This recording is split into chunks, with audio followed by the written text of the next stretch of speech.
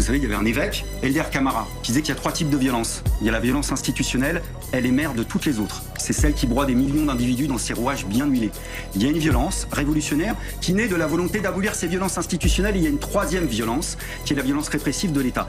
Et cet évêque, parole sacrée, terminait en disait « Il n'y a pas pire hypocrisie que de ne considérer violence que la violence révolutionnaire en feignant d'oublier la violence institutionnelle qui l'a fait naître et la violence répressive qui cherche à la tuer. » Ça, c'est ma philosophie générale. Elle n'a pas bougé, vous l'avez. Maintenant, si ça vous embête pas, on va parler du fond, du restant de la stratégie.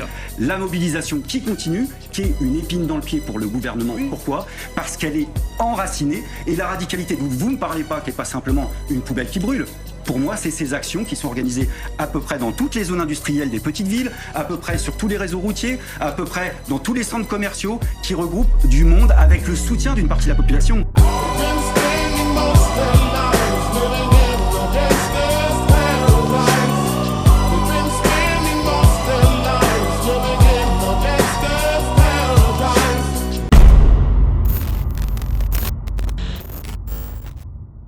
Comment ça se fait que ça fait 40 ans qu'on fait de la robotique, qu'on fait de la numérique, qu'on fait de l'informatique, bref, qu'on fait des gains de productivité dans tous les sens et qu'à la place d'avoir une diminution du temps de travail, on a une augmentation du temps de travail? Où est-ce que ça passe? Votre réponse? Eh bien, dans les années 80, les salariés travaillaient 1 semaine par an pour les actionnaires. Aujourd'hui, c'est 4 semaines. Donc déjà, il y a 3 semaines à gratter de ce côté-là. Vous savez, je pense que cette question des retraites, on rentre dans les grandes questions d'ordre général, en fait, toujours par des points de détail. La crise des Gilets jaunes, ça a commencé sur le prix du gasoil. La Révolution française, ça a commencé sur qui va pouvoir aller aux États généraux. Bon, ça rentre sur des points de détail. Mais en fait, ça pose des questions sur le sens de l'existence. Quel sens on donne à notre existence? Et s'il faut couper le courant à l'Élysée? Nous n'avons pas. Ah bah ça serait rigolo. Les coupures, les intimidations sur les élus, comme il y a pu avoir, c'est une forme de totalitarisme syndical. Et moi, ça me pose problème. I know. Est-ce que si la grève dure, si les réquisitions sont prononcées dans les raffineries, ce sera la guerre, comme vous le disiez à l'époque? C'est juste pour clarifier. Oui. Alors, la première réquisition, c'est la guerre.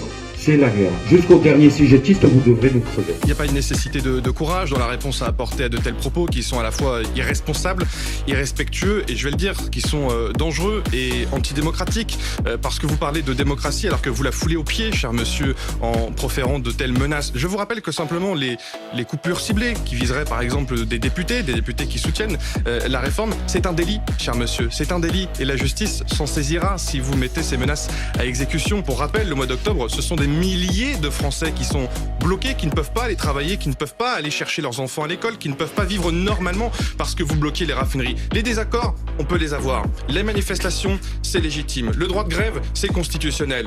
Allez-y, hein, si je vous dérange, je vous le dis. On bat les couilles. Ce que vous dites là est à la fois irresponsable et je souhaite, je vous le dis très clairement, que jamais vous ne preniez les rênes de la CGT et même si j'ai de nombreux désaccords avec Philippe Martinez, il est bien plus responsable que vous, cher monsieur. Vous êtes dangereux pour la démocratie. C'est très bien. Si votre avis comptait dans la CGT, ça m'aurait fait quelque chose.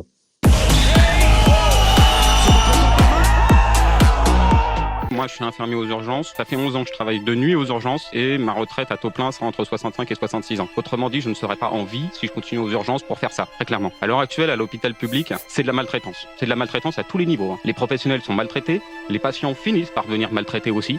Aujourd'hui, vous disiez tout à l'heure l'intérêt de la grève. Si on avait les capacités, et je remercie les camarades de la CGT et de la SNCF, si on avait les capacités de bloquer nos hôpitaux, aujourd'hui, les gens ne mourraient pas dans les brancards. Chers collègues, je l'ai dit ici, haut et fort, à tous les ministres et les députés qui sont favorables pour faire travailler les gens jusqu'à 64 ans.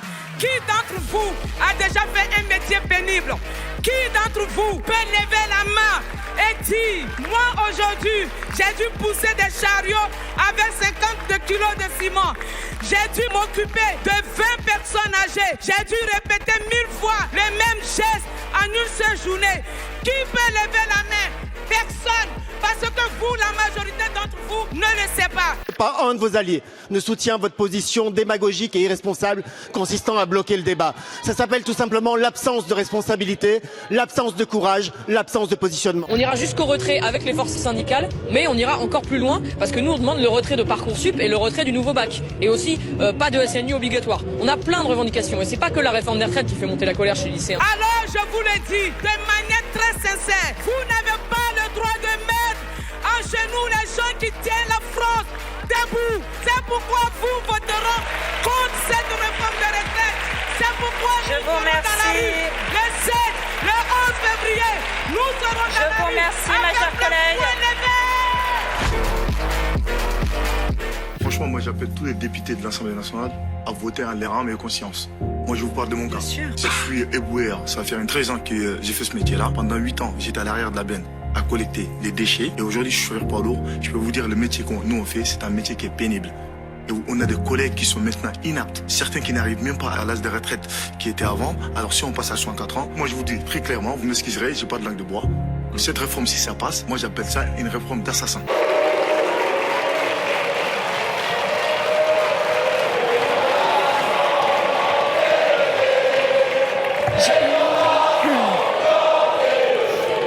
Madame la ministre, je vois aussi que le président Macron tente un passage en force avec son 49-3 et il tente de casser le mouvement par la répression, par les coups de matraque, par la brave qui vient pour matraquer tous les travailleurs. Une répression contre tous les travailleurs. Et qu'est-ce que j'entends du gouvernement belge? On me dit rien. On me dit rien. On me dit rien. Donc dans tous les coins du monde, on va condamner la répression. Mais quand il s'agit de ses amis politiques, on se tait. Bien sûr, je demande ici officiellement au gouvernement belge de condamner la répression de l'État français contre les travailleurs français.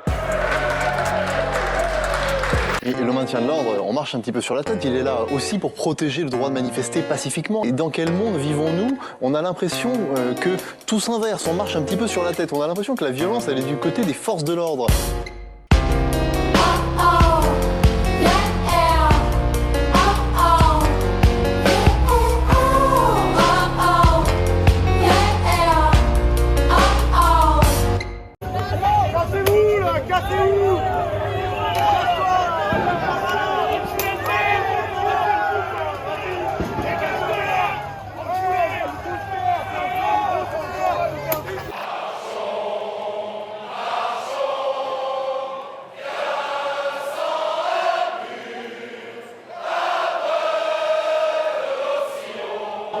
Quel échec? Je crois pas. Ah non? Non, je ne crois pas parce qu'il y a eu 2 votes au Sénat, 2 votes majoritaires, et l'Assemblée nationale n'a pas pu voter. Pourquoi l'Assemblée nationale n'a pas pu voter? Il faut le rappeler. Ceux qui aujourd'hui à gauche vous disent rendez-vous compte. C'est pas parce que vous avez choisi le 49.3?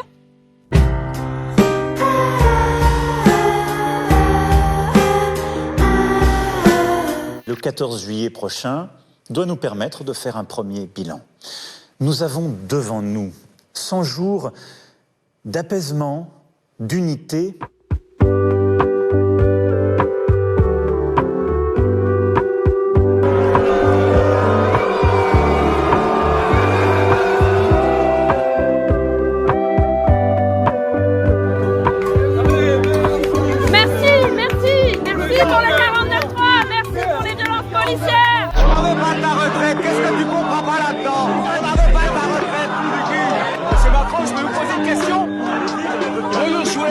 Serrer la main à un président qui a un gouvernement aussi corrompu.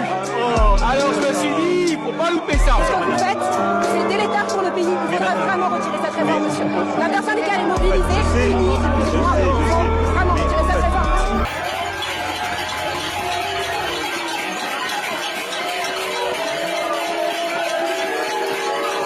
Je vais quand même vous rassurer, je ne suis pas du tout fébrile. Parce que j'arrive de ma province où je ne vois personne qui veut la révolution permanente. Les ministres et les membres de la majorité sont traqués partout où ils vont. Alors ça, c'est le ministre de l'Éducation nationale a dû être exfiltré de la gare. Je crains que ce soit un fantasme en ce qui vous concerne. Je prends le métro, je prends les transports en commun, j'arrive du train. Je pense que c'est parce que personne ne vous connaît.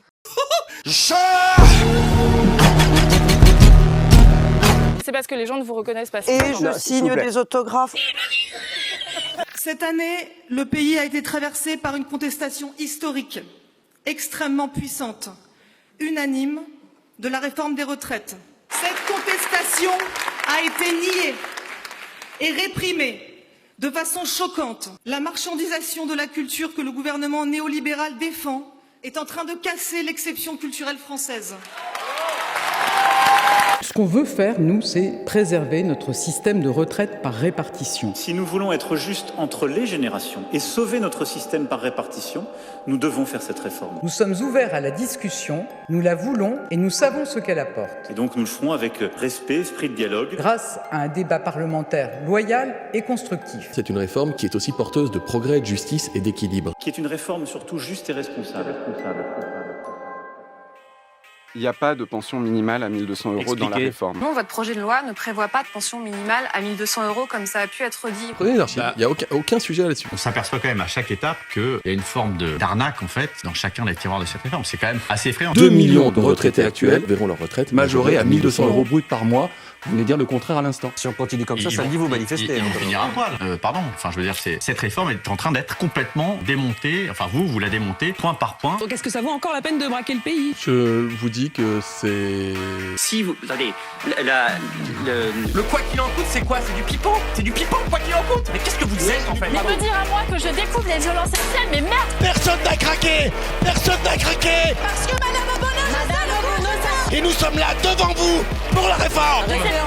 Andrea, s'il vous plaît. Mais non, mais vous couperez ça, vous couperez ça depuis tout à l'heure, Andrea, vous hurlez, c'est trop facile. Mais pourquoi vous n'acceptez pas un moment de vous taire? Je n'ai jamais connu un hémicycle où la haine prend autant de pas sur la raison.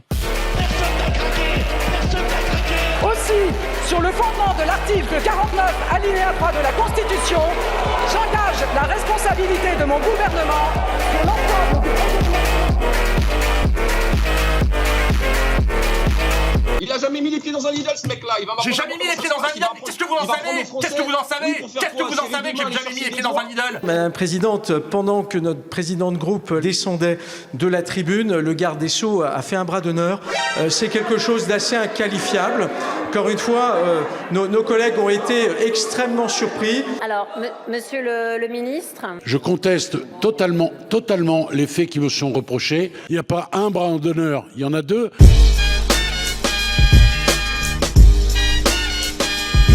Ce soir, mes chers collègues, nous apprenons la démission de Yannick Morez, le maire de Saint-Brévin, victime, lui, de ce qu'il qualifie être un terrorisme d'extrême droite, puisque son domicile a été incendié parce qu'il défendait l'installation d'un centre d'accueil et de demandeurs d'asile. Et donc, des événements de cette nature nous interpellent.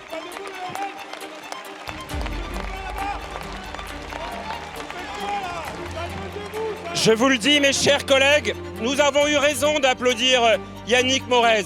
Mais il faut, et je le dis sans esprit polémique, se rappeler les termes qui ont été les siens.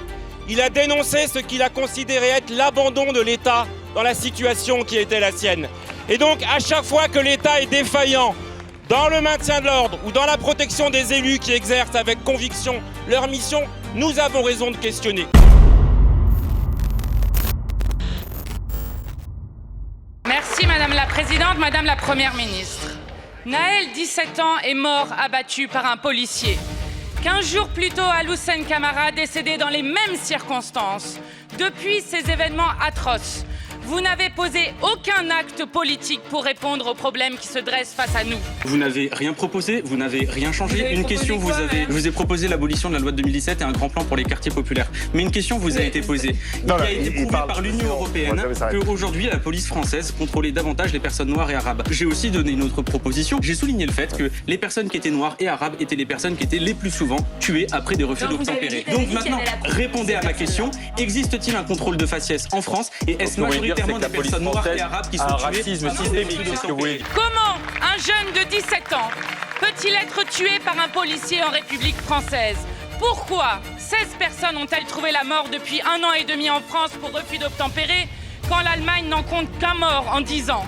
Et le plus glaçant, combien de Naël n'ont pas été filmés? Ce que je dis surtout, c'est que la classe politique et le ministre de l'Intérieur et les députés comme elle se complaisent dans la situation. Rien ne changera ce soir à cause d'eux. Rien ne changera dans cette institution policière. Si ça brûle, tant pis, c'est à cause d'eux. Et si ça brûle ce soir, c'est à cause du gouvernement. C'est eux qui sont au pouvoir, c'est à eux de gérer la situation. On leur fait des propositions qu'ils les entendent. Franchement, vous êtes une honte pour la République, monsieur Bollard. Une macroniste qui me le dit, merci du compliment.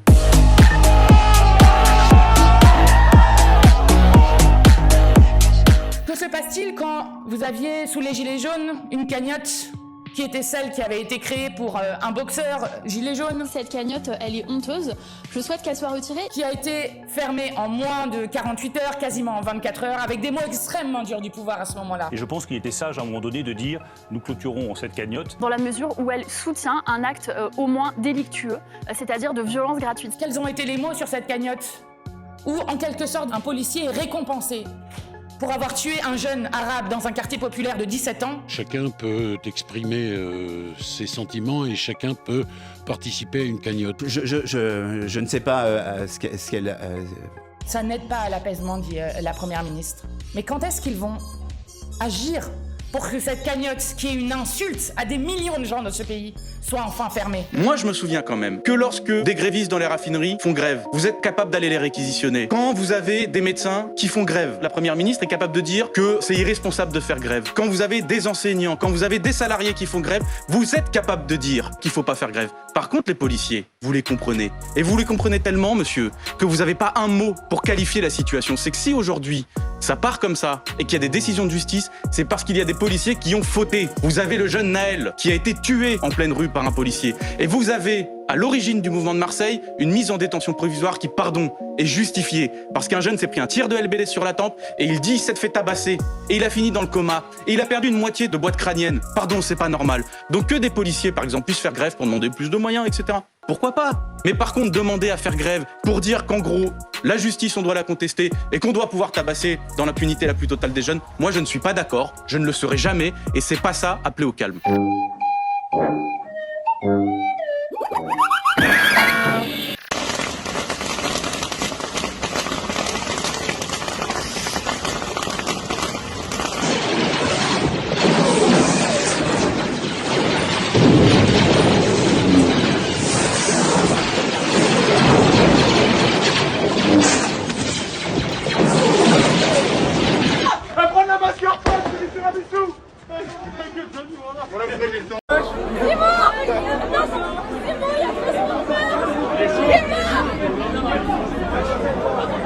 La leçon que j'en tire, c'est l'ordre, l'ordre, l'ordre. La deuxième, c'est l'ordre, l'ordre, l'ordre, l'ordre et l'ordre. Et donc, c'est tout le chantier que je veux pouvoir ouvrir à la fin de l'été, celui de l'ordre, l'ordre, l'ordre, l'ordre et l'ordre. Madame la Présidente, Madame la Première ministre, nos pensées se tournent à cette heure vers le Proche-Orient où les peuples israéliens et palestiniens souffrent encore une fois. Un seul message doit parvenir du concert des nations en cette heure si grave, une heure qui n'est en rien propice aux polémiques franco-françaises. Un seul message doit parvenir du concert des nations, cessez le feu! Je vais te dire ce qui me scandalise triplement, c'est que les causes de ce conflit, on les balaye d'un revers de main. Ça fait 56 ans qu'il y a un peuple qu'on appelle le peuple palestinien, qui subit la colonisation des territoires qui sont les siens, qui sont grappillés, l'expropriation avec des meurtres d'enfants. Au cours des 10 dernières années, c'est pas moi qui le dis, c'est l'ONU, il y a eu 5500 morts du côté palestinien. Est-ce qu'on a fait des éditions spéciales pour trouver ça scandaleux? Je regrette que nous n'en ayons pas fait, parce que je trouve normal que nous en fassions aujourd'hui par rapport à ce que subit le peuple israélien. Mais ce deux poids, deux mesures, cette indignation en géométrie variable me choque. Moi, Karim Zerebi, français, républicain, qui porte un regard sur ce qui se passe dans cette partie du monde. Et je vais te dire, si les Israéliens étaient à la place des Palestiniens, dans une prison ouverte à Gaza, je m'insurgerai de la même manière. Vous dites quoi sur l'Égypte? Moi, je ne suis pas dans une indignation communautaire. Non, Karim, que les choses soient claires là-dessus. Très clair. Karim, les monologues, je t'adore, Karim. Non, mais c'est pas le monologue. Les monologues, c'est insupportable. Ça nécessite des explications. Non, mais je te le dis, Karim, les monologues, c'est insupportable. On n'est pas en train de parler de match PSG-OM. Il faut agir. Il faut des mesures tout de suite. Nous sommes aujourd'hui devant un drame qui se joue à Gaza. Nous devons apporter des réponses immédiates à ce qui se joue à Gaza, à la fois face aux terroristes du Hamas et à la fois face à une population qui est aujourd'hui étouffée. Ces deux réalités relèvent à la fois du droit humanitaire, d'une action internationale, d'une action directe de la part de l'Union européenne. Et c'est là où, oui, les responsables européens doivent être capables de boucler leurs valises et d'aller sur place pour agir, pour témoigner et pour faire avancer le règlement de cela. Quand vous dites que prendre la parole pour un Palestinien ici en France est un exercice périlleux et vous dites j'ai peur de m'exposer aux haines, aux accusations de barbarie ou aux malentendus. Est-ce que c'est encore le cas 8 jours après? Oui, j'ai toujours peur. Je vous avoue, j'ai peur. J'ai peur qu'on prenne mes mots à l'envers. J'ai peur qu'on coupe une partie de mes mots et qu'on m'accuse de choses ou d'autres.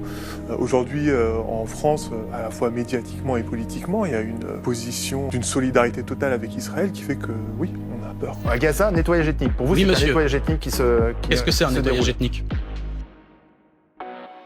Non, vous l'avez pas. Le nettoyage ethnique, c'est la volonté d'effacer d'un territoire une population.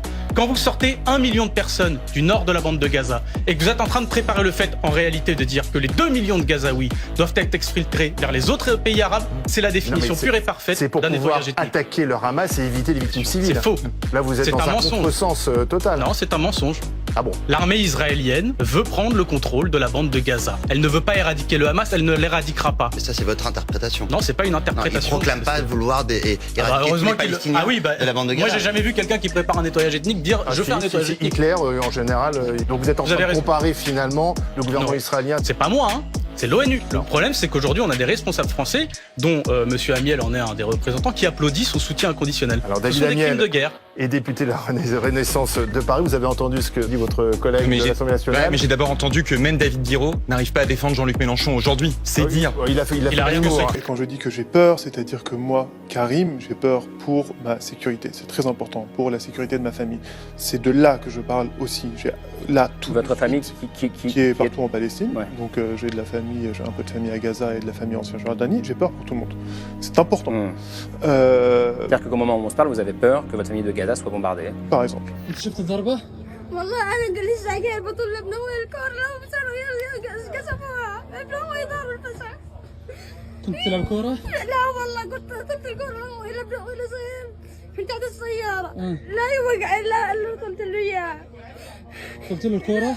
لا لسه بطبل لو بمسح السرور فانا شلت ابن اخوي ودخلت جوا الدار بعدين حملته ووديته حضان الناس جرينا ووديته في كمان واحد اسمه صالح القرآن راسه كله طلع مخه طلع فاحنا كبرنا الرقاد والله ما هي حياة ولا حاجة. Les Palestiniens, 5 000 morts du côté palestinien. Ce sont des 5 000 morts. Ce sont des faux chiffres. Alors sur qui tombent les bombes?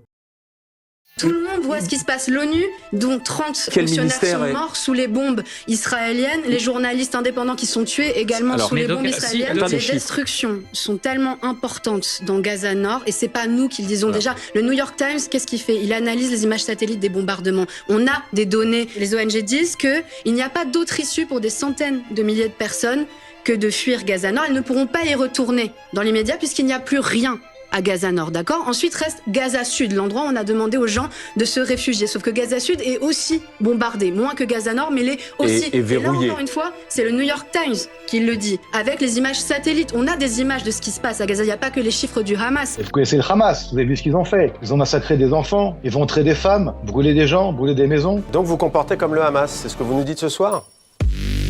Je suis juif, monsieur, et vous n'avez strictement rien à faire dans cette manifestation. Je suis né juif à Sarcelles, et beaucoup de personnes qui étaient dans cette manifestation considèrent que vous n'avez strictement rien à faire dans cette manifestation parce que vous êtes un parti né dans l'antisémitisme, dans la collaboration avec, rappelez-le, monsieur, c'est un Waffen-SS qui a signé vos statuts. René Bousquet, souvenez-vous de cela. C'est Bardella qui a considéré que les propos tenus par Jean-Marie Le Pen n'étaient pas antisémites. Vous confirmez, Jean-Marie Le Pen n'est pas antisémite. C'est que vous confirmez vos propos depuis le début. Je ne dis pas ça.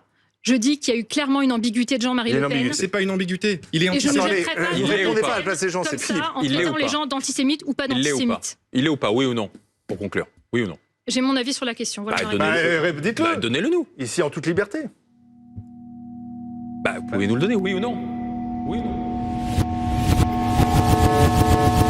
Les chambres à gaz sont un détail de l'histoire de la Deuxième Guerre mondiale. C'est un point de détail de l'histoire de la Deuxième Guerre mondiale. Monsieur Durafour, crématoire. On fera une fournée la prochaine fois. Détail de l'histoire de la guerre. Vous maintenez ces propos? Oui, absolument, je les maintiens. Vous ne croyez pas qu'il y a une race juive? Je ne crois pas que Jean-Marie Le Pen était antisémite.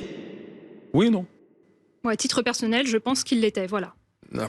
Merci Madame la députée. On va passer aux inondations maintenant. Le présent, c'est un islam radical qui menace les juifs. C'est une France insoumise qui, elle, aujourd'hui, est réellement antisémite. À vous tromper d'ennemi, monsieur Halimi, vous vous trompez de cause, vous vous isolez. Oui, vous savez qu'il n'y a pas que l'antisémitisme, monsieur. Il y a également l'islamophobie. Il y a également la préférence nationale qui est encore dans vos statuts, qui est une infraction pénale. Dans vos statuts, vous avez une infraction pénale. Vous avez un principe qui est contraire au principe de la République. Vous n'appartiendrez jamais à l'arc républicain, à celui de résistants qui ont poussé les collaborateurs et l'Allemagne nazie hors de France. Voilà ce que vous êtes et voilà ce que vous resterez.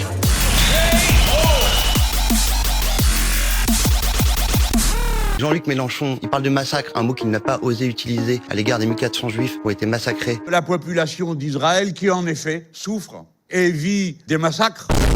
On a laissé faire son tunnel, c'était bien. Vous étiez dans le noir, tout seul, parce que en vérité, vous êtes seul dans ce combat-là. Mais ce que je veux vous dire, c'est que sur les boucliers humains, vous n'avez jamais quelqu'un qui a été condamné pour cela. Israël, par contre, a été condamné. En Israël, d'ailleurs, il y a des soldats israéliens qui ont été condamnés pour avoir utilisé des boucliers humains. Quand je vois le président Benyamin Netanyahou qui dit qu'il va réaliser la prophétie d'Isaïe. Qu'est-ce que c'est la prophétie d'Isaïe? Ça veut dire reconquérir les limites d'Israël telles qu'elles étaient dans l'Ancien Testament, parce que le Messie va revenir. C'est ça. Aujourd'hui, on a un gouvernement qui parle de ce type de prophétie à la télévision. Et c'est pas moi qui l'invente. Tout le monde a commenté ces déclarations. On aurait bien aimé qu'elles soient diffusées sur BFM TV.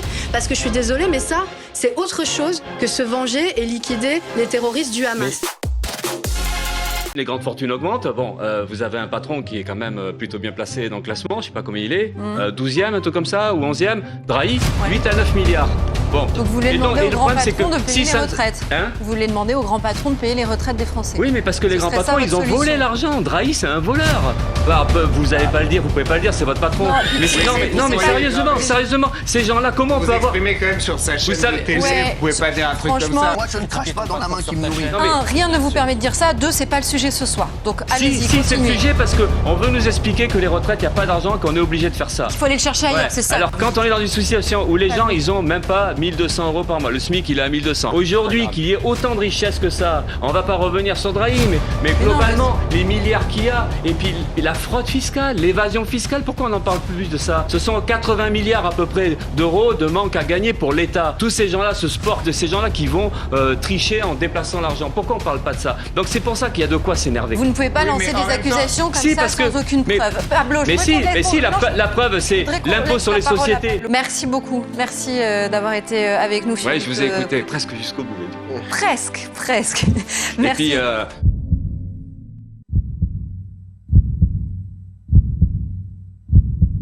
vous direz à Drahi si ça lui a pas plu. Non mais franchement, là, effectivement, je pense qu'on va s'arrêter là.